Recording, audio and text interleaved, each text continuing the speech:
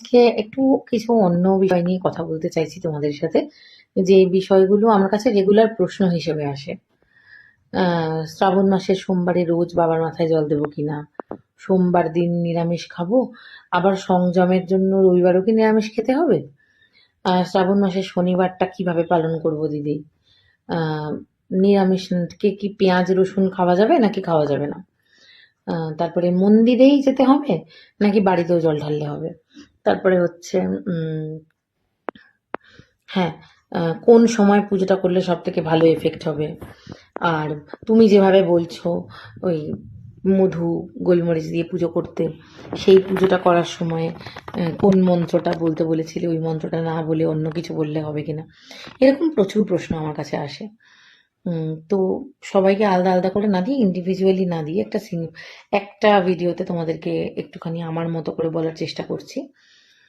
আচ্ছা, তোমরা একটা কথা বলো, যে ধর্মটা আসলে কি, ধর্ম কাকে বলে, বা পুজো কি, পুজো আমরা কেন করি, বা যে কোনো ব্রত পালন আমরা কেন করি, এই প্রশ্নগুলো আগে নিজেদেরকে করো। হ্যাঁ, হতে পারে কি আমরা যারা সাংসারিক জীবনযাপন করি তারা এগুলো নিয়ে খুব একটা ভাবি না, পড়াশোনা করি না, হতেই পারে। ধর্মটাকে তো, যেটাকে আমরা ধারণ করে থাকি সেটা আমাদের কর্মের মধ্যে দিয়েই প্রকাশ পায়। তো সেই জিনিসটাকে এত ভয় পাওয়ার কি আছে?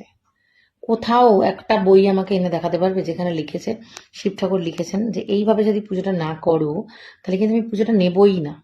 এরকম একটা বই আমাকে তোমরা এনে দেখাও, তারপরে আমি তোমাদেরকে তোমাদের প্রশ্নের উত্তর দেবো। বা এরকম কোথাও আছে যদি কোনো মানুষ, আচ্ছা ধর্ম আমরা কিভাবে পালন করি, বিভিন্ন রকম আচার উপাচার, আর ধর্মের আধার কি, সেটা হলো মন্ত্র। আমরা যত ভালো করে মন্ত্র বলতে পারি, যত ভালো করে মন্ত্র উচ্চারণ করতে পারি, আমাদের আত্মার শুদ্ধিকরণ হয়। ঠিক আছে, তাহলে সব থেকে এবার একটা বড় প্রশ্ন হচ্ছে, তাহলে যারা বোবা বা যারা মূক, তারা কি ধর্ম পালন করতে পারবে না, মন্ত্র উচ্চারণ করতে পারে না বলে? অনেকে তো কানে শোনেন না, তারা তো মন্ত্রটাই বুঝতে পারেন না, তাহলে তারা কি করে ধর্ম পালন করবেন? এই প্রশ্নগুলো কখনো তোমাদের যদি মনে না এসে থাকে, তোমরা কখনো ভেবে দেখো তো আমি কি প্রশ্নটা করছি। ধর্মটা হচ্ছে আমাদের মনের মধ্যে সব থেকে স্ট্রং ইন্টেনশনটাই ধর্ম। আমরা যেটা চাইছি সেটা যদি কোনো মানুষের ক্ষতি না হয়, সেটা যদি নিজের ভালো বা ও সারা সংসারের ভালোর জন্য করি, সেটা সারা সংসার মানে বিশ্ব সংসারও হতে পারে, তাহলে কি এটা ম্যাটার করে যে কি বার, কিভাবে, কি করছি, এটা কি খুব ম্যাটার করে?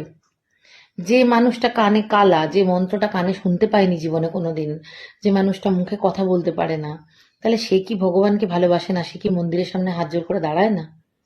তাহলে সে কি চায় না ভগবানের কাছে কিছু? তাহলে সে কিভাবে চায়? সে তার ইন্টেনশনটা দিয়ে চায়। তাহলে আমরা এত আচার বিচারের চিন্তা কেন করি? কেন আমরা ভাবি যে এই নোংরা জল, ড্রেনের জল বৃষ্টির যে চারিদিকে ছড়িয়ে গেছে, এই অবস্থায় যদি ওই জলটা পাড়িয়ে যদি আমরা মন্দিরে গিয়ে বাবার মাথায় জলটা ঢালি, তবেই পুণ্যটা হবে? কে বলেছে তোমাকে এরকম করলেই পুণ্যটা হবে? তুমি ঘরে বসে, তোমার যদি শিব মূর্তি নাও থাকে, তোমার কাছে কোনো মূর্তি নেই, চোখটা বন্ধ করে বাবার কথা ভেবে দেখো তো। প্রপারলি যদি ভাবো, আর প্রপারলি যদি ওম নমঃ শিবায় যদি এইভাবে সুন্দর করে পেটের ভেতর থেকে তোমার চ্যান্টিংটা নাক দিয়ে উঠতে থাকে, মুখ দিয়ে বেরোতে থাকে, মনে যদি ইন্টেনশনটা স্ট্রং থাকে, তোমার শিব মন্দির, তোমার শিব ঠাকুর তোমার ভেতরে হবে। তোমার দেখবে চ্যান্টিং করতে করতে আস্তে আস্তে পেটের এই নাভি, নাভি কুণ্ডটা থেকে, এই চক্রটা থেকে দেখবে আস্তে আস্তে গরম হচ্ছে শরীরটা। কোনো মন্দিরে যদি প্রচন্ড চেঁচামেচি হচ্ছে লাইনে, সেখানে যদি মারপিট হচ্ছে, সেখানে যদি ধূপ কেনা, মোমবাতি কেনা নিয়ে অশান্তি হচ্ছে, বা অনেক লোক মানে অনেক কথা বলছে, আর সেখানে তুমি বসে বসে বাবার দিকে তাকিয়ে আছো, সেই মেন্টাল স্টেজ আর নিজের ঘরে বসে চোখটা বন্ধ করে বাবার কথা ভেবে তোমরা পুজো করছো, দুটো কোনোদিন এক হতে পারে? এই তারাপীঠ মন্দির, তারকেশ্বর মন্দির, লোকের এই পা কেটে রক্ত বেরোনো, এই যে জার্নি, দেখো এগুলো তাদের নিজেদের ইচ্ছেই করা, কেউ জোর করে করায় না। সবাই যাও, সব কিছু করো, ভক্তি এবং বিশ্বাস এটা পুরোপুরি নিজের ইচ্ছে, নিজের বিশ্বাসের ব্যাপার, এটা কেউ জোর করে করতে পারে না। কিন্তু যখন তোমরা ভাবতে পারো যে তোমার মধ্যে ঈশ্বর আছে, তখন এই তারাপীঠ মন্দির, এই তারকেশ্বর মন্দির সব তোমার মনে আছে। কুম্ভ মেলায় গিয়ে প্রচুর লোক পদপিষ্ট হয়ে মারা গেছে। তো আমাকে একটা সত্যি বলো তো, সেই কুম্ভ মেলায় গিয়ে একটা মানুষ তার ফ্যামিলির লোক হারিয়ে ফেললো, সেটাও ধর্ম?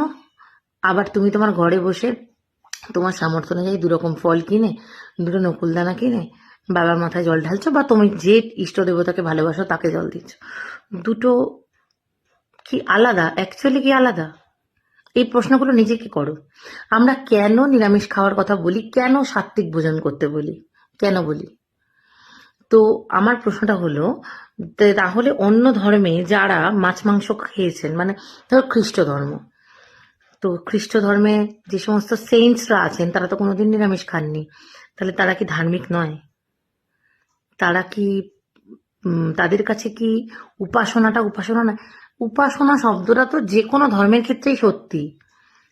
তুমি আজকে ইসলামিক যারা মেনটেন করে তারা কেউ নিরামিষ খায় না, যারা খ্রিস্ট ধর্ম পালন করে তারা কেউ নিরামিষ খায় না। তাদের উপাসনার মাধ্যমেও তো তারা আধ্যাত্মিকতা, ভক্তি, বিশ্বাস লাভ করছে। তাহলে এই নিরামিষ খেতে বলা হয় কারণ আমরা যাতে আমাদের শরীরটা ঠান্ডা থাকে, মনটা শান্ত হয়, আমরা যাতে এত কনসেন্ট্রেট করে ঠাকুরকে রাখতে পারি। ওরে বাবারে, সকাল থেকে নিরামিষ খেয়ে আছি, কি কষ্ট, 3 দিন এখন নিরামিষ চলবে জানো। বিশ্বাস করো, বেকার করছো, করো না। তুমি যদি নিরামিষ খেয়ে মনে মনে এত রিগ্রেট ফিল করছো, প্লিজ তুমি একটু হালকা পাতলা মাছের ঝোল খাও, খেয়ে তুমি ঠাকুর পুজো করো। কিন্তু প্লিজ এটা করো না কি তুমি ঠাকুর পুজোটা করে 10 বার চিন্তা করছো যে তোমার মাছ খাওয়া হয়নি। তো ঈশ্বরের কোনো যুক্তি নেই যদি তুমি ভালোই বাঁচতে না পারো। কি জানি, হয়তো আমি অনেককে বিমুখ করলাম,